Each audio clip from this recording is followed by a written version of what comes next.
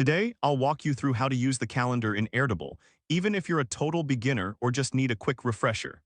By the end of this guide, you'll know exactly how to set up and manage your calendar so you can keep track of your tasks and schedules effortlessly. Let's get started. First, open your Airtable page. If you're not sure where to find it, just head to your Airtable dashboard. Don't worry if your dashboard looks slightly different. The layout may vary based on your settings visual cue. Once you're on your Airtable page, look for the option to create a new base.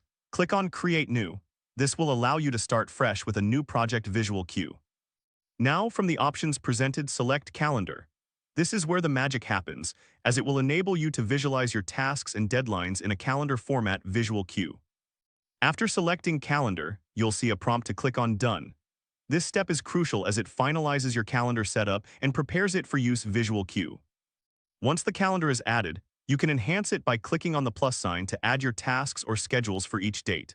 This feature is incredibly useful for organizing your time and ensuring you never miss an important deadline visual cue. And there you have it, you've successfully set up the calendar in Airtable.